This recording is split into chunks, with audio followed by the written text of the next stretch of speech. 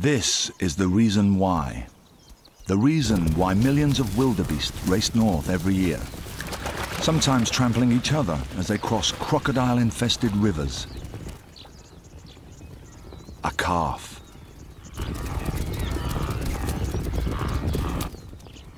The next generation. They're on their way to breed, to become just a little immortal, to create half copies of themselves and their mates. All living things have the instinct to create copies, fresh, new copies with long lives ahead. The sex drive. No urge on Earth is responsible for more sheer movement.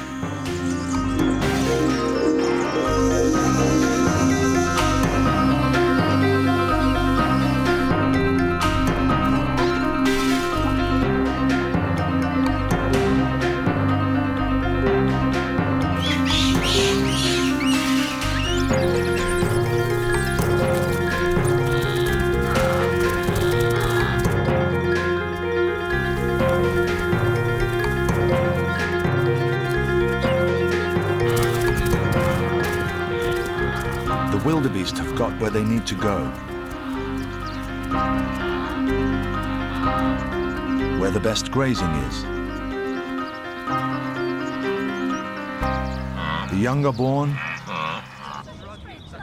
and then it starts all over. It took sex to create these babies, of course, but as far as the babies themselves are concerned, there's only one thing in life that's really interesting, and it's not sex. It's what the mouth is for. The mouth and the lungs. Oh, well. That hardly changes me.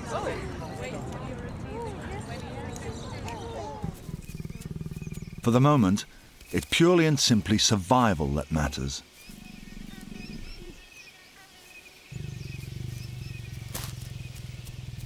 Its own survival is the baby's contribution to the reproductive process.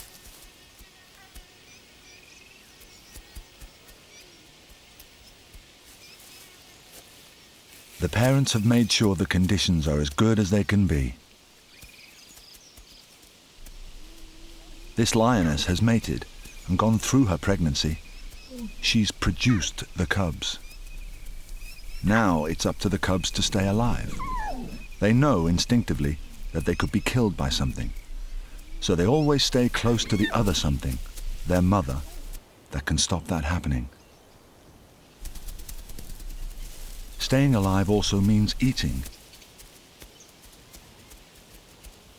watching and learning how to eat. Their mother takes the cubs to the spectacle of lions having dinner.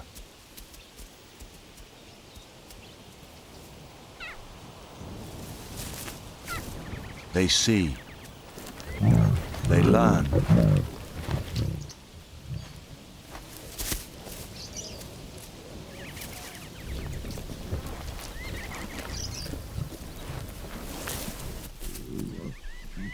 Then they follow their instincts.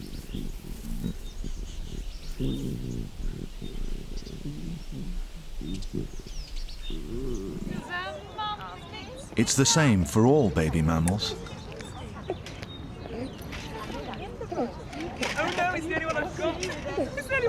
They thrive on their mother's milk, while testing the world for the otherwise edible.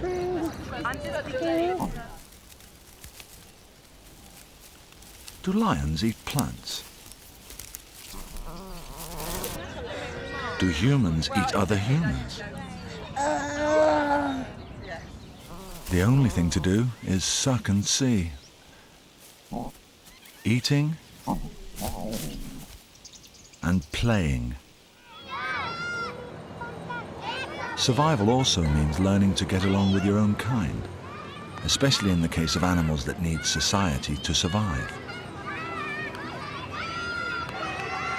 Human children have to play.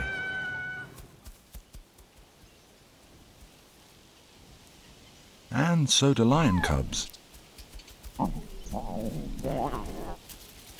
If nothing else, it's a way of practicing methods of getting food. Pretend your brother's a wildebeest. No, sex doesn't come into it. For a while. This is a young bonobo, discovering what bonobos seem to do most of the time.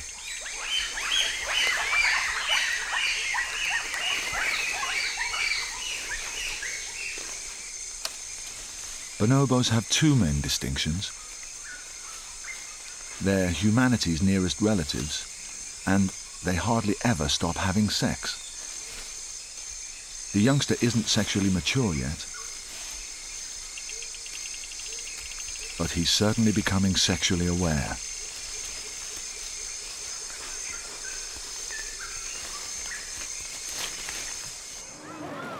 Immature humans can also realize that something mysterious and vaguely embarrassing lies ahead.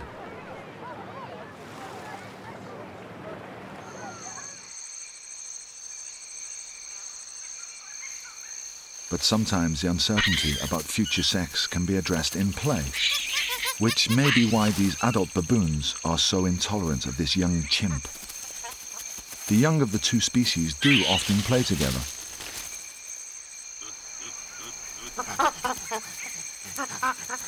And the similarity between chimps and baboons can cause a bit of sexual confusion.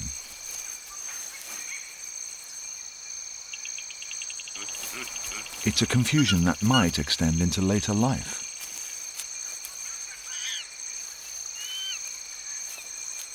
And an adult baboon leaves this young male chimp wondering not only what sex he is, but what kind of animal.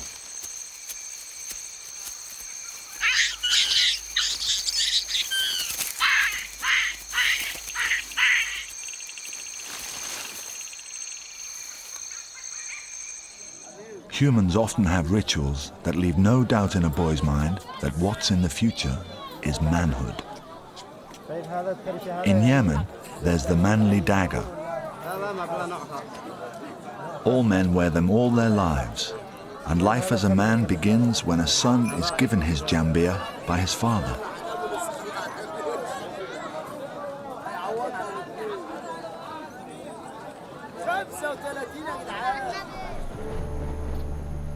Other male animals grow their own daggers.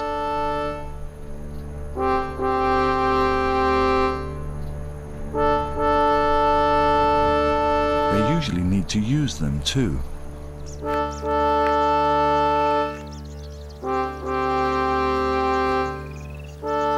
Because before they can actually have any sex, before there's even a chance of projecting their genes into the future, they have a lot of other males to fight off.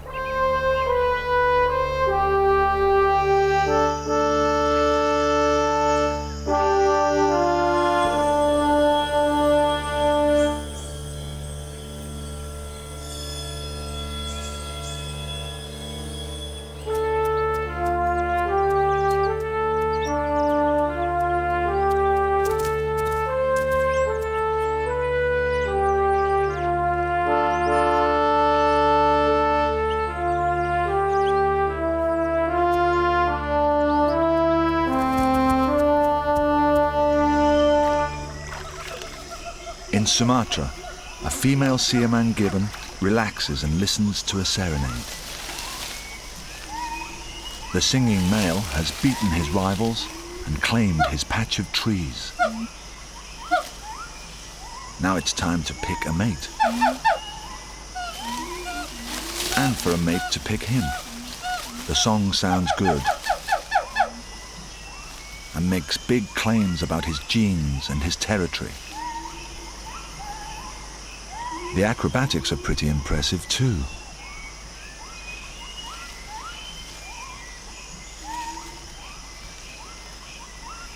But is he on the level?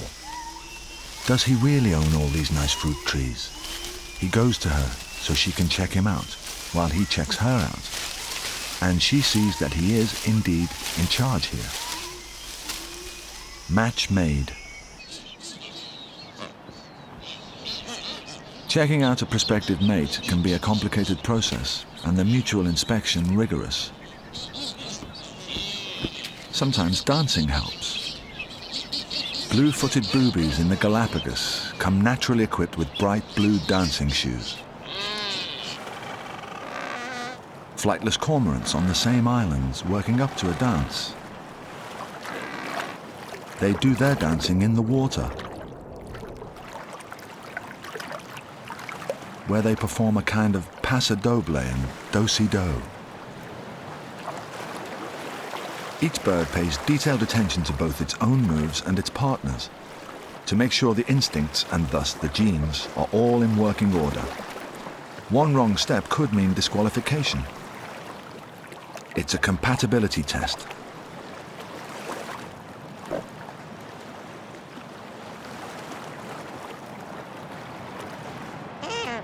Like many birds, Galapagos albatrosses mate for life. They have long lives, 50 years or so courtship really matters and can last for a year or two. The boobies again. They all tend to court at about the same time, so the colony takes on the atmosphere of a hoedown.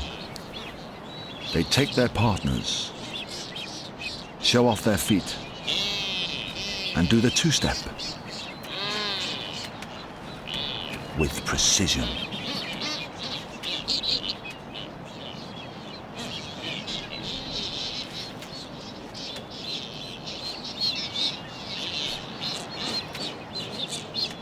Plumage matters too.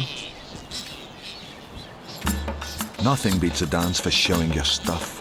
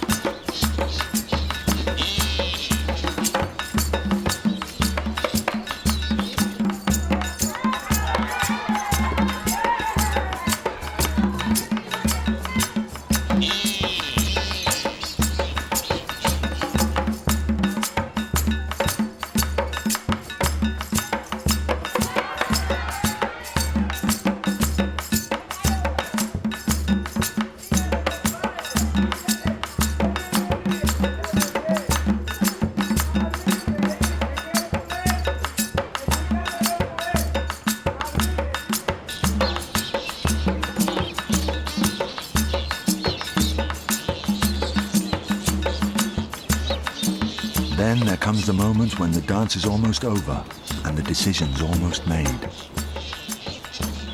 Things get a bit more cheek to cheek.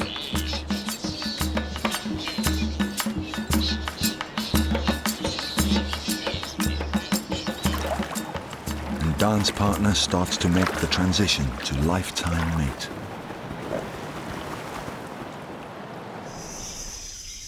Siamang's groom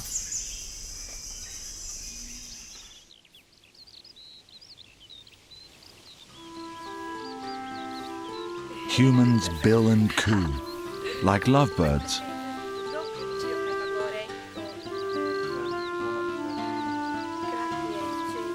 These little parrots are the real McCoy, real lovebirds.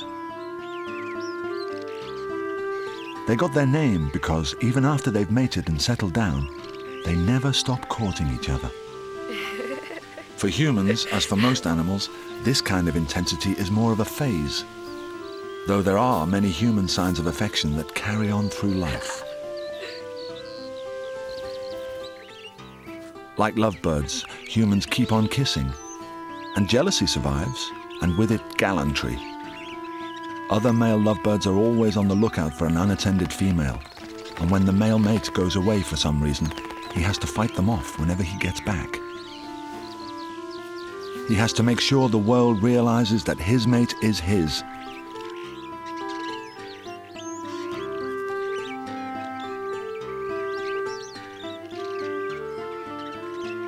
It's always important for a male lovebird to keep his affection as public as possible, because there are a lot of other lovebirds waiting to take his place.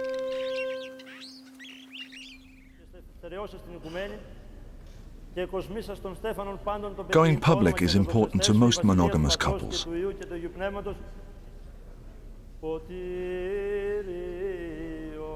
A marriage ceremony establishes a man and a woman as a permanent fixture. The whole community acknowledges that he's hers and she's his.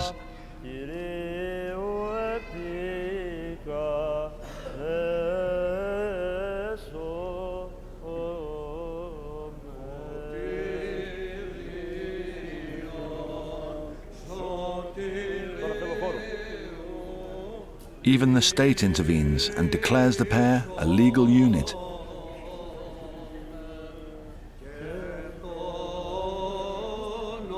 Ideally, it's the climax of courtship and the prelude to mating. Albatrosses perform their prelude to mating every year. This is because they spend 6 months of every year apart, flying non-stop over the ocean and catching fish. But when it's time to produce a chick, they meet up again and reintroduce themselves by way of this ceremony.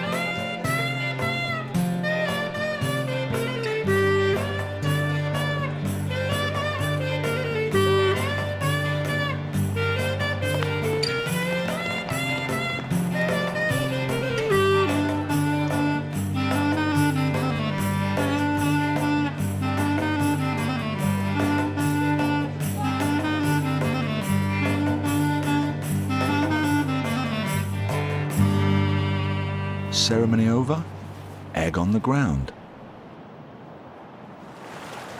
The yearly repetition of the albatross's ceremony renews and strengthens their lifetime bond. Other birds have other ways of doing the same thing.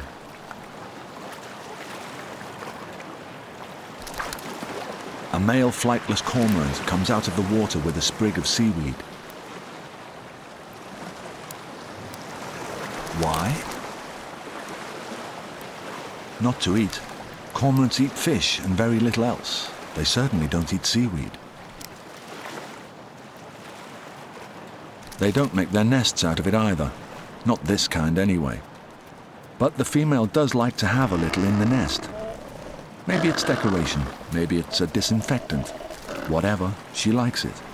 And she likes the fact that he brought it to her. Their bond is strengthened.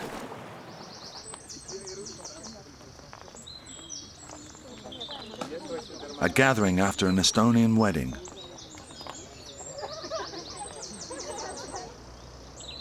The tree is significant. These people are here to see the groom climb it. It's an old custom.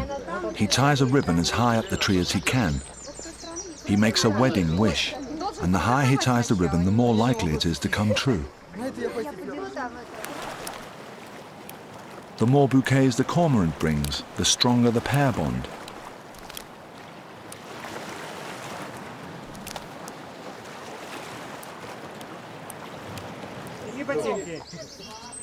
The ribbon is blue because the groom's wish is to have a son. Tying it high may or may not increase the chance of that, but it certainly impresses the bride.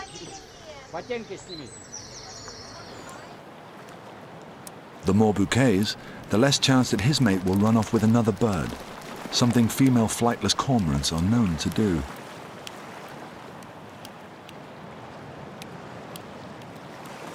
It's not easy and not safe. An Estonian groom can end up in plaster on his wedding night. But what a pair bond he's forging.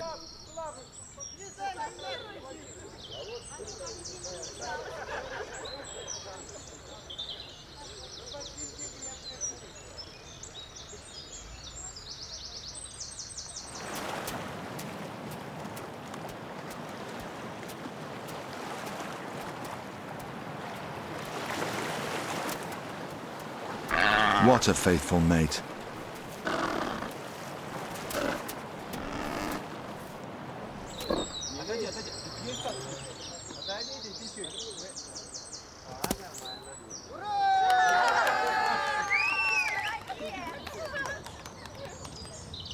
And what a way to get a marriage off to a good start.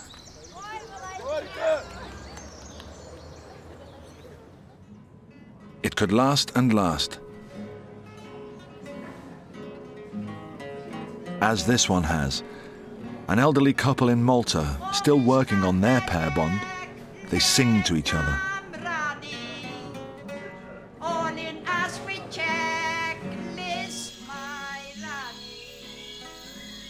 So do a long-established pair of gibbons.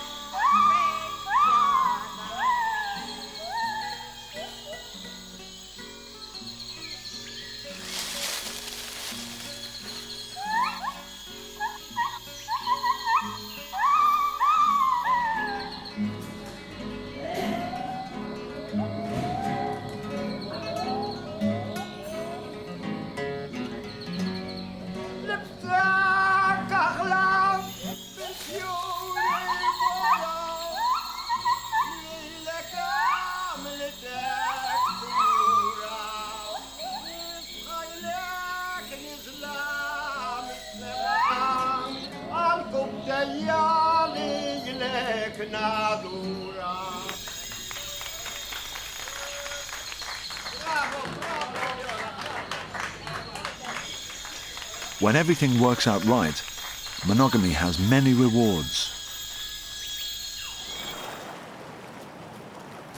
But when it doesn't, the male flightless cormorant has done everything he can. He's trudged up the rocks with plenty of bouquets. He's helped around the nest. And now that the eggs have been laid, he's faithfully turning up for his sitting shifts. So that she can go for something to eat.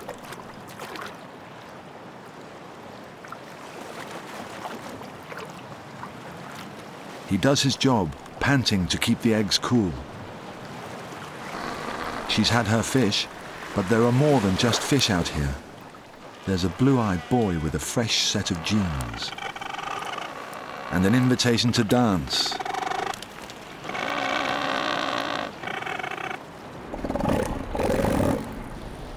Monogamy may sometimes have its rewards, but 97% of all mammal species reject the system. And elephant seals really reject it.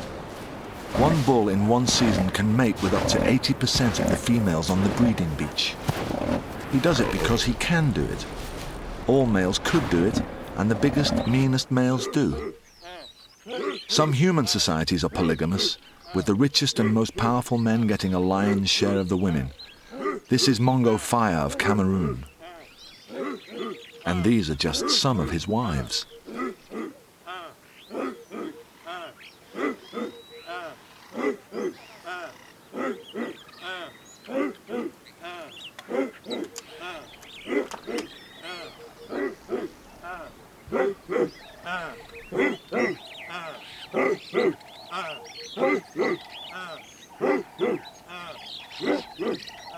Whether human males are naturally polygamous is hard to say, because humans have various cultures and cultures have a way of overriding instincts. But one rule of thumb is to check the difference in size between the female of the species and the male.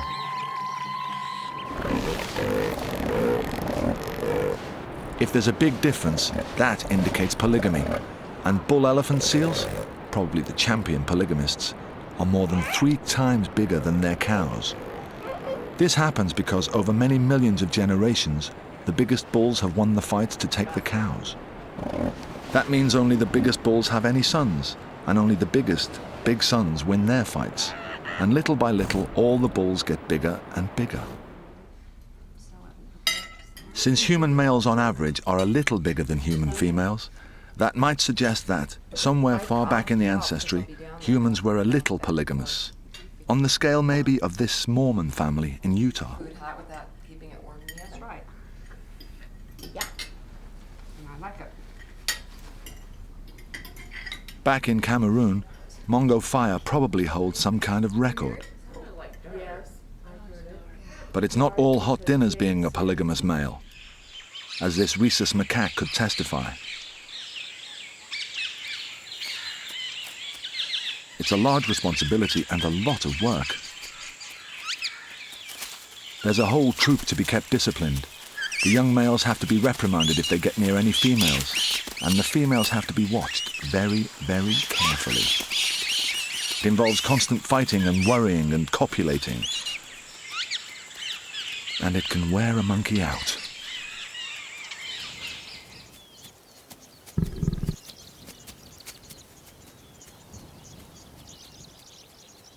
Lions can get tired too. When they mate, it's a process that can go on for a couple of days, and a female in heat is sometimes just too soon after the previous one.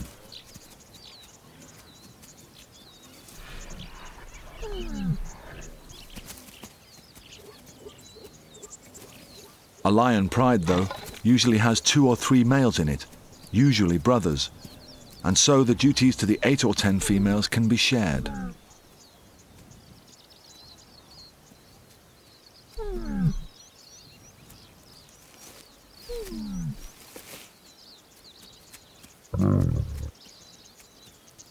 And if the other male's too tired too, at least he can offer sympathy. But one of them will accept her invitation soon enough, because what's certain about a lion pride is this: the females are in charge and get their way. In fact, females are in charge more often than most males like to admit.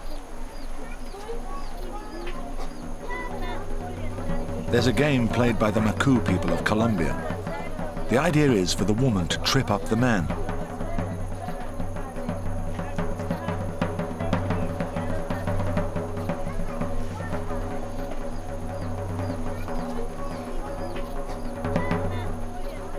They're going to get married, and what happens in the game reflects what will happen in the marriage. The lioness really is in charge. Now that the lion's finally interested, she's playing hard to get.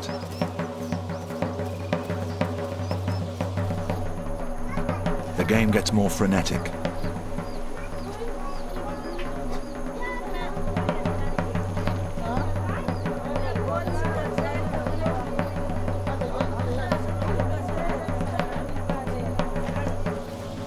The lioness gets more elusive.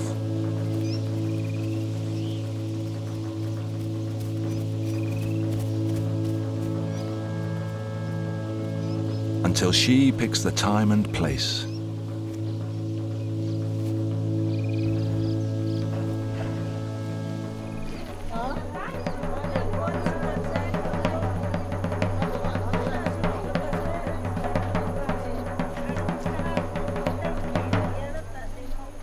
Game over. Dominance established. But whatever happens in mating systems and mind games, there comes a moment when there's nothing left to do but dispatch the sperm to the egg. Mammals have evolved a fairly straightforward way of doing this, an efficient tube and socket arrangement. For most birds, it's a little trickier. The males don't have penises. Instead, each sex has a cloaca, simply an opening, a hole, and the male has to position his precisely over the female's, precarious perches and tail feathers notwithstanding. Sometimes it can take a while to get this right.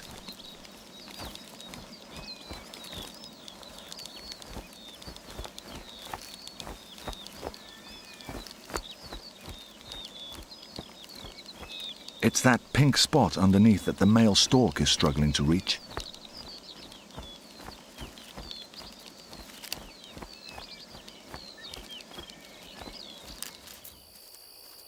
The double cloaca system is used by reptiles too, and can be just as frustrating. Their tails are also in the way. But these 2 Mexican whiptail lizards are the beneficiaries of an evolutionary quirk, and it's not strictly necessary to match cloaca to cloaca. They're both females. All Mexican whiptail lizards are females, and they all have eggs that can develop without benefit of sperm. They have virgin birth, and every new lizard is an exact replica of her mother. So why bother with this? It's a throwback to the time when there were males, and just going through the motions makes the eggs start growing.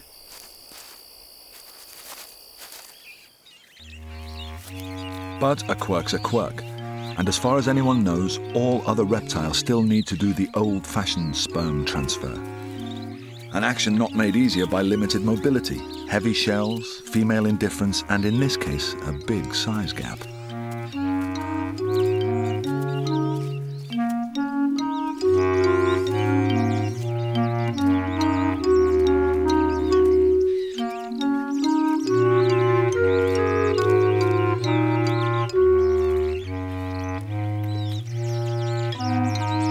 But obstacles can be overcome by sheer determination.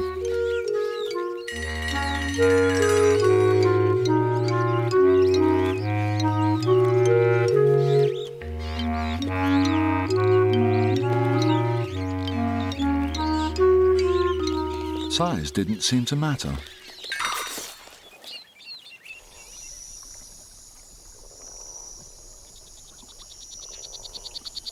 Go back an evolutionary step, and you get amphibians, creatures that appeared on Earth before the invention of internal fertilization.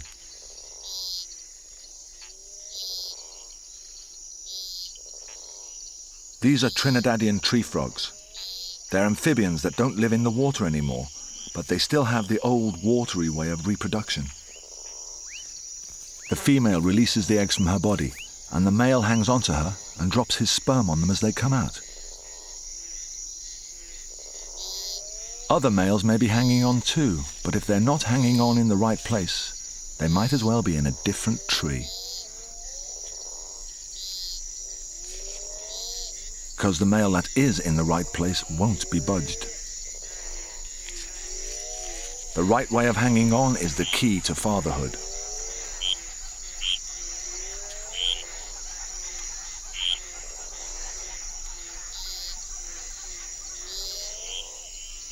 The female, meanwhile, has to tolerate a large masculine overload.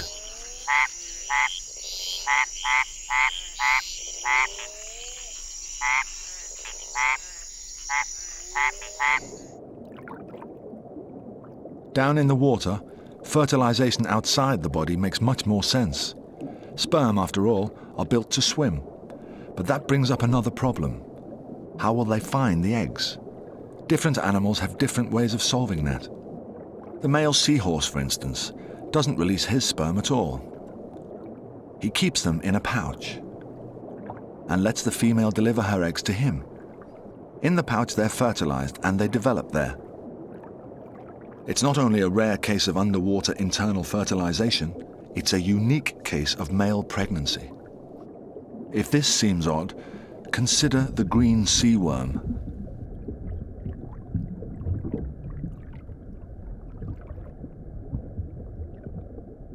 It's a shapeless, eyeless animal that lives on the sea bottom and spends its life sucking up debris with a sort of retractable vacuum cleaner attachment.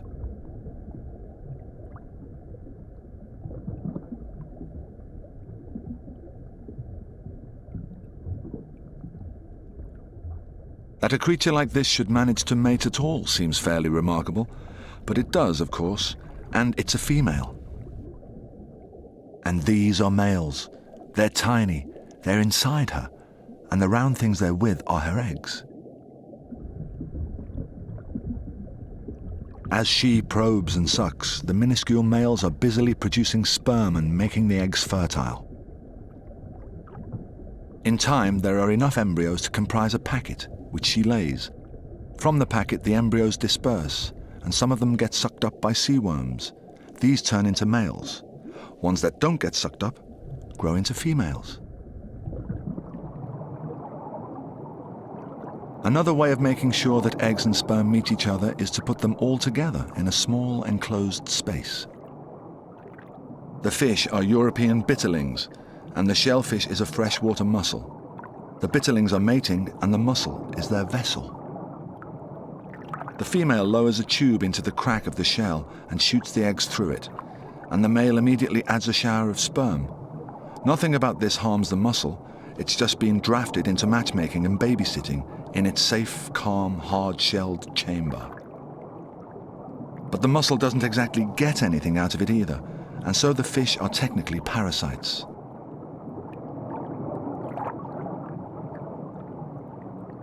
That, though, doesn't matter to anything or anybody. What's important is that, in the course of evolution, some very clever strategies pop up.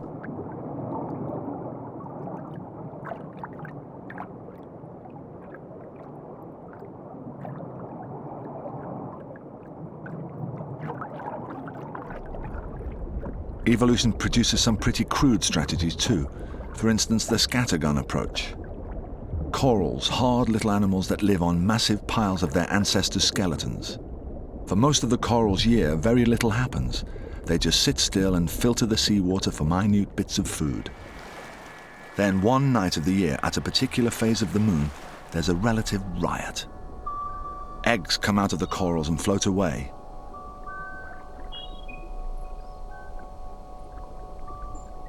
With them, sperm.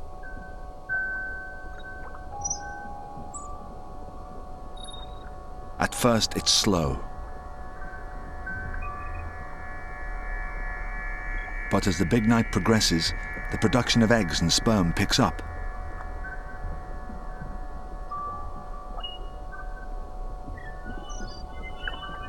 They're ejected in their millions upon millions, until there's a virtual upside-down snowstorm of the stuff.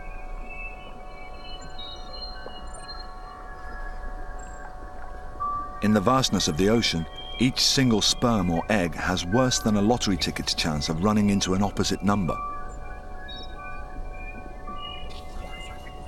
But the coral's strategy is to produce so astronomically many that the law of averages becomes as certain as the law of gravity. It may seem an enormous waste of reproductive material, but it works. Some eggs and some sperm always do hit it off. But some animals would rather be a little more frugal with their reproductive material, especially after the point where it has fused into valuable embryos. Male seahorses in a brooding group. Pregnant women doing their best for their single embryos. This is no careless coral strategy. Without their fathers, the eggs would never hatch. And these mothers are prepared to spend around 18 years taking care of their offspring, but at the moment, the main priority is getting them born.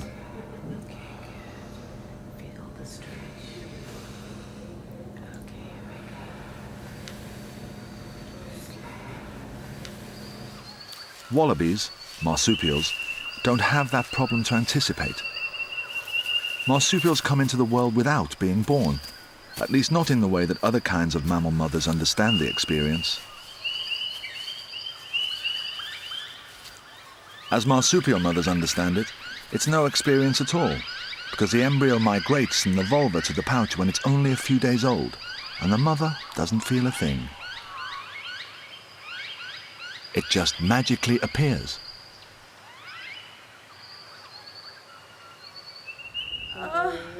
Of all mammals, humans are probably the direct opposite of that. Not only is the embryo carried for many months, but it's of a species whose principal survival organ is its brain. That means a relatively huge head has to get out, and that is an experience. But willy-nilly, embryos that are protected while they develop, at some point, make their break.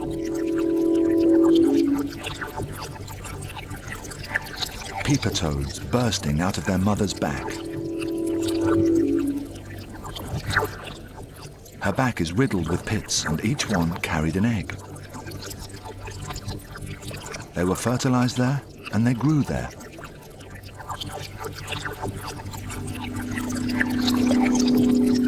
And now they're all on their own.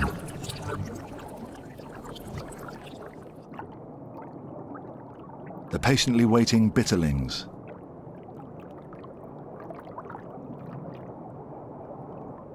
And the little bitterlings, evacuating the mussel.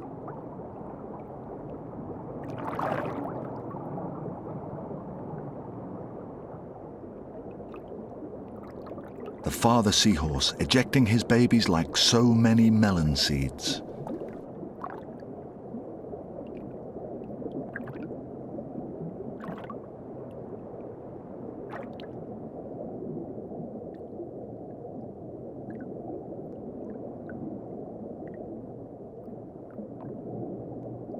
They don't know where to go or even which way is up, and they grab a piece of seagrass while they get their bearings.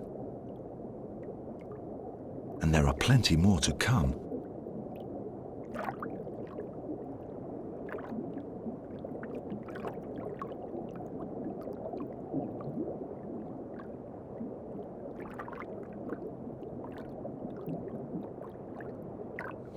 Talk to me like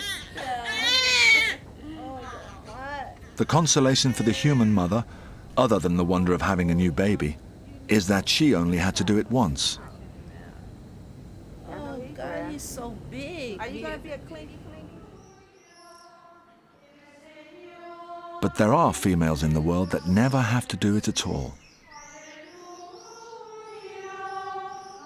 Humans can choose to be childless, sometimes as an extension of celibacy. But that's an example of the big human brain, with its ability to dwell on abstract principles overriding the instincts.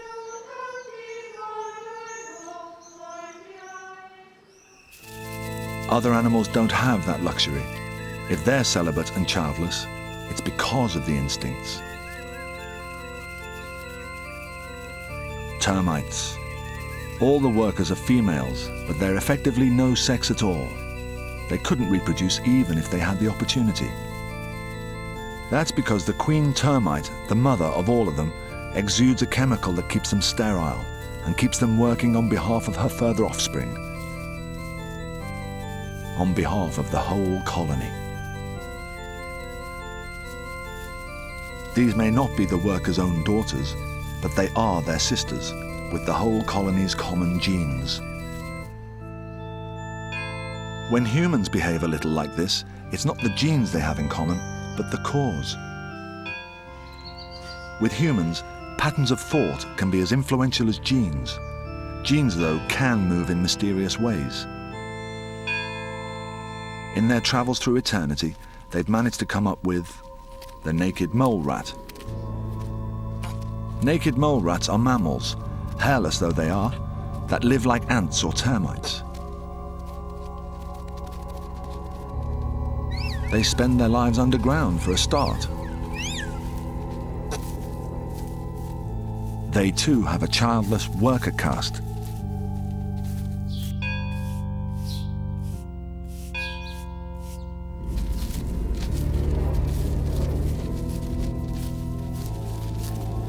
And the workers, like termite workers, labor on behalf of the whole colony.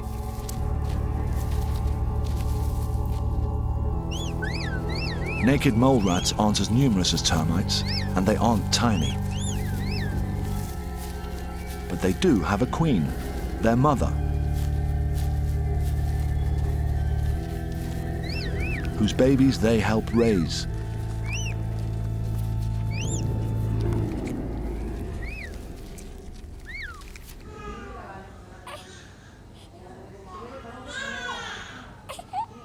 Humans, too, will help raise babies that aren't their own. But again, it's nothing to do with genes. This is an orphanage in India. The babies may have no one in the world with a genetic interest in them. Certainly no one here. But they still have workers to take care of them.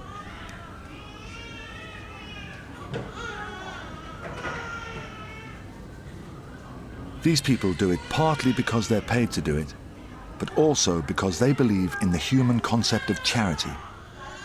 And in its way, that may be genetic. With their big brains, they see the big genetic picture and work on behalf of all humanity.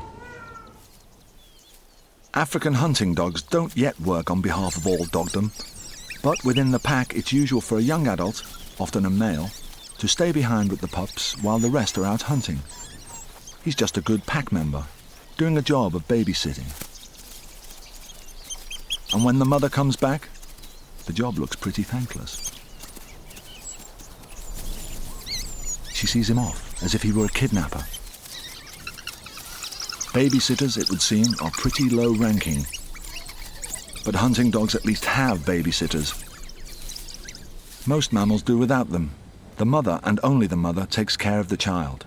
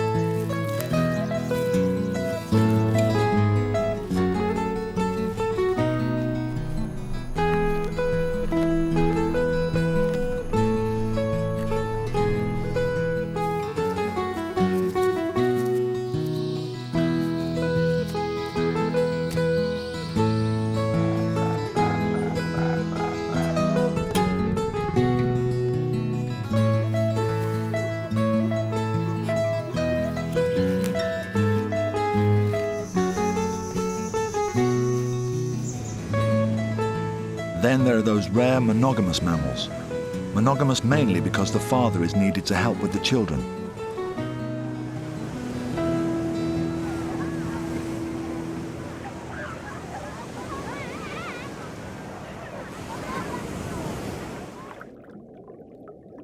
Among non-mammals, sometimes the father does the whole job.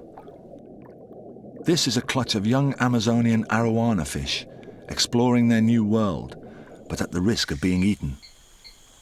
And this is a heron, which would be happy to eat them, but it won't. Because father's there, and father's been taking care of his offspring since their mother went away and left him with the eggs. And he's bigger than the heron. His mouth alone is big enough to shelter the whole brood.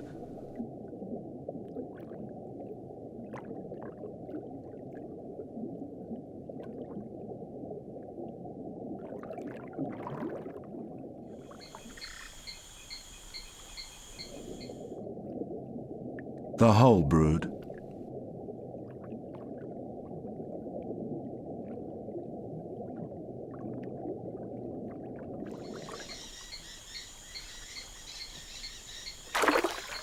The heron has to settle for another kind of fish.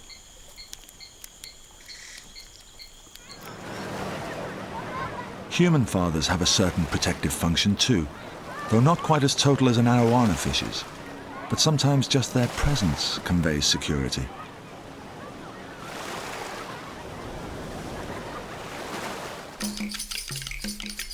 Though hunting dog pups are born into a pack, they are all the offspring of a monogamous couple, because only the male and female pack leaders are allowed to breed. This gives them an almost ideal family life. Lots of undivided attention from uncle and aunt figures who bring them food when they can. A mother to suckle them, and a father who wouldn't be a father if he weren't the best dog in the pack and the one most able to protect pups. He protects them because he's protecting part of himself, his own genes. Genes are strange things. They're not really a substance that you can put your finger on. They're living codes, messages that shoot through the generations like voices down a phone line. It's every animal's objective to make sure the messages received from the past are transmitted into the future. That future animals are as much like him or her as possible.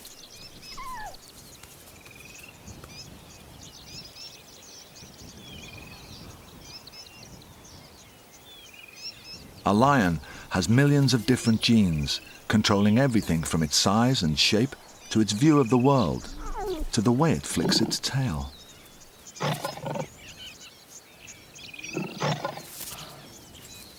Controlling everything, including the compulsion to pass the genes on and the strategies for doing that. The genes are constantly trying to make copies of themselves, and they constantly do. They copy, copy, copy. But there's a very funny thing about sex and genes. Every time the genes succeed in copying themselves, the individual they create is one that never existed before and will never exist again.